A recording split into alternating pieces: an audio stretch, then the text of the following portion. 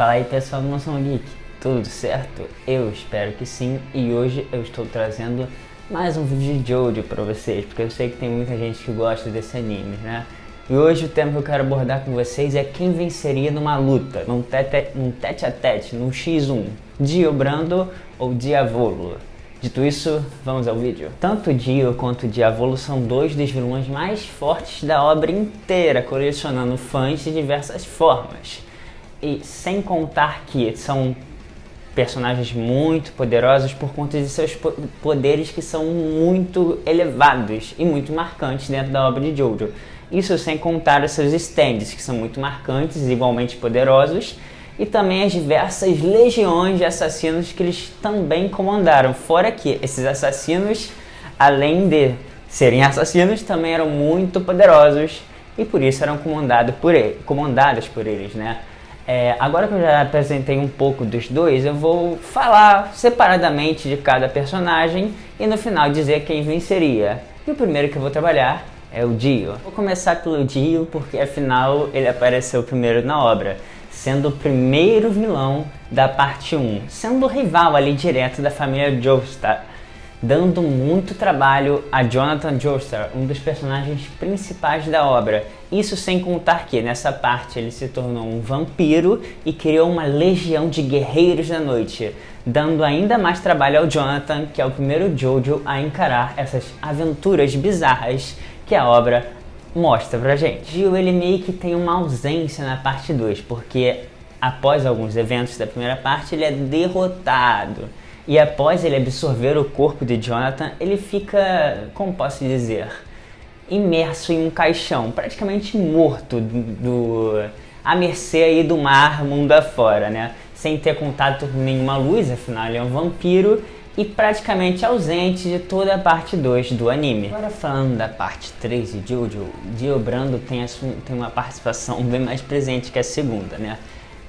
Na parte 3 ele consegue obter o seu stand através de Enya, que é uma bruxa que deu a flecha de stand para ele e o ensinou, né, a utilizar esse poder. Dessa forma subindo ainda mais o patamar do nosso querido Dio e deixando ele ainda mais forte do que já era. Dio, com o passar do tempo, foi ficando ainda mais forte e ainda mais inteligente, ao ponto de ele conseguir fazer qualquer usuário de stand obedecer ele, cara. É uma coisa totalmente absurda se a gente for parar pra pensar. Seja por medo, seja por lealdade ou por dinheiro. Com o passar do tempo, o Dio ele adquiriu uma sede por conhecimento, algo que lhe deu frutos, metaforicamente falando, claro, frutos em relação ao seu poder, que o fez subir ainda mais o seu patamar, fazendo ele dar mais trabalho ainda ao time de Jotaro Joestar. Agora que eu já expliquei um pouco o contexto do Dio no anime, né? Não falei tudo, mas falei algumas partes interessantes. Eu quero falar sobre suas habilidades. O primeiro ponto que a gente tem que bater na tecla, obviamente, é o fato do Dio ser um vampiro. Ou seja, ele tem poderes de vampiro. Super velocidade, super força, uma capacidade de regeneração absurda quando ele tem contato com o sangue, diversas armas que o arsenal vampírico, acho que é assim que eu posso falar, vampiresco, não sei como se fala, proporciona para ele. Fora que ele também possui uma habilidade que consegue paralisar os seus inimigos em algum determinado momento. Sobre o stand do Dio, a gente pode dizer que é um stand muito poderoso, sendo capaz de paralisar o tempo por 5 segundos. Um poder muito poderoso, né? Muito poderoso e veloz, sendo capaz até mesmo de superar o Star Platina. Sem contar que o stand tem uma força muito elevada, né? Quando eu digo força, eu me refiro à força física, porque um soco do stand dele pode quebrar um crânio humano sem dificuldade alguma, ou um carro, ou até mesmo levantar um rolo compressor. Então o cara tem muito arsenal quando o assunto é stand. O Ardo de Dio fica ainda bem mais forte quando ele absorve o Jonathan, fazendo com que o tempo que o Dio pudesse paralisar fosse maior. Ou seja, não são mais 5 segundos, é um tempo mais elevado. Fora que sua habilidade e seus recursos de vampiro fazem com que ele, como eu posso dizer, aproveite melhor esse tempo que ele consegue paralisar numa luta contra um inimigo. Agora vamos falar das fraquezas do Dio. Como um bom vilão, ele tem as suas fraquezas trazidas pelo seu ego. Porque, afinal, ele é um vilão de anime, né, gente? Então ele tem que ter um orgulho e um ego bem inflado. Enfim, chegou a um ponto que o Dio meio que adquiriu um poder muito grande. Muito grande mesmo, ao ponto dele não conseguir distinguir o momento em que ele estava na vantagem ou na desvantagem em uma determinada batalha. A gente consegue ver isso quando na parte 3 ele é derrotado por um descuido dele mesmo pelo Jotaro. Bom, sem contar que o Dio, apesar de ser poderoso, ele fica à mercê de levar diversos danos de outros stands. Esses que têm a capacidade de matá-lo, mesmo ele sendo um vampiro. E como eu já peguei o gancho dele e disse que ele é um vampiro, por conta dele ser um vampiro, ele pega os poderes dessa raça, mas ao mesmo tempo ele pega as fraquezas, cara. Ou seja, ele sofre dano de luz do sol, que tem radiação ultravioleta. As técnicas de Amon são muito úteis contra ele. E em diversos momentos ele fica encurralado por conta dessas coisas.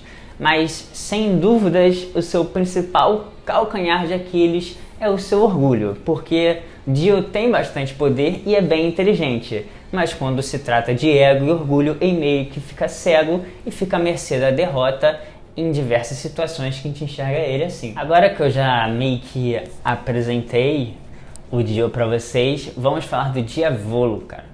O Diavolo, o que eu posso falar sobre ele? De forma bem resumida, a gente conhece a história dele de forma inicial, enxergando ele tentando acabar com qualquer rastro de seu passado e qualquer coisa que remetesse isso. E qual era a coisa que mais estava em evidência em relação ao seu passado? A sua filha. Então ele tenta acabar com sua filha para que nenhum rastro sobre a sua identidade, paradeiro ou poder fossem achados. Diavolo, com o passar do tempo, criou uma máfia com criminosos muito poderosos. Eles eram muito poderosos mesmo, mas ao mesmo tempo eles tinham medo de lutar contra o seu chefe, mas ao mesmo tempo tinham curiosidade de saber qual era o seu poder. Diavolo, após queimar a sua vila onde morava, foi dado como morto, só que ele não morreu.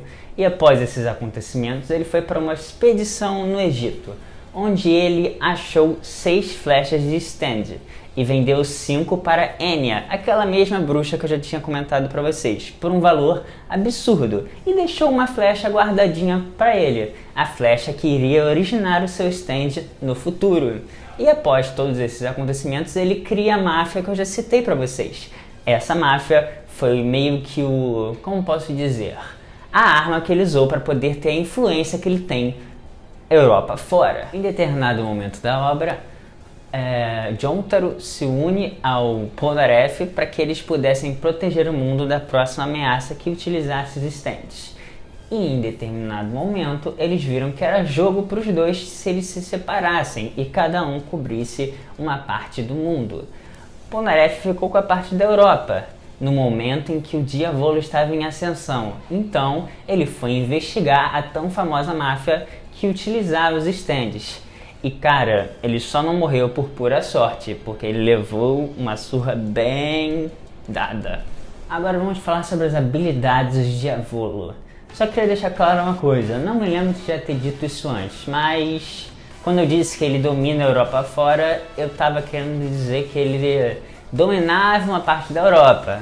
E essa parte estava situada na Itália, então praticamente Diavolo reinava em toda a Itália. Dito isso, vamos falar sobre suas habilidades. Ele possui 2 stands por conta de uma outra personalidade que habitava no corpo dele em determinado momento. E um de seus poderes era poder ver o futuro de forma breve. Claro que isso é um trunfo muito grande, mas nem sempre ele poderia mudar o que estava para acontecer. O seu stand é o King Crimson, que possui a habilidade de apagar o tempo durante 5 segundos de uma determinada área sem que ninguém perceba. Isso dá uma vantagem para ele de atacar um adversário sem que ele ao menos se dê conta do que acabou de acontecer. Ao analisar as suas habilidades e feitos, Diavolo foi capaz de matar 3 pessoas do bando do Diorlo sem o mínimo esforço, como se não fossem nada. Ele é um adversário estranhamente calculista e que se preocupa com tudo à sua volta, algo que pode ajudar em determinado momento ou que pode atrapalhar. Agora, falando de suas fraquezas, eu diria que a sua principal fraqueza é a dependência que o seu stand tem sobre aquela habilidade que eu já citei para vocês dos 5 segundos.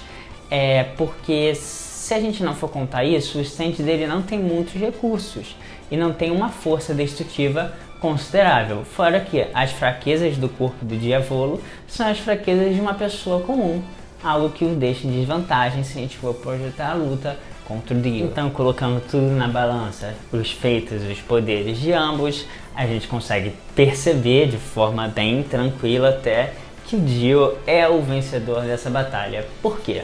Se o Diavolo fosse atacá-lo com aquela habilidade, o Dio teria resistência ao ataque dele. Então o Dio não morreria no primeiro ataque do Diavolo, dando a oportunidade do Dio de counterar a habilidade dele e finalizar o seu inimigo e ganhando o título de vencedor aqui do nosso vídeo. Bom pessoal, esse foi o vídeo, eu espero que vocês tenham gostado. Se vocês curtiram, dá um like aí no vídeo, se inscreve no canal, não se esquece de seguir a gente nas redes sociais e do mais do mesmo. É isso pessoal, até o próximo vídeo e fui!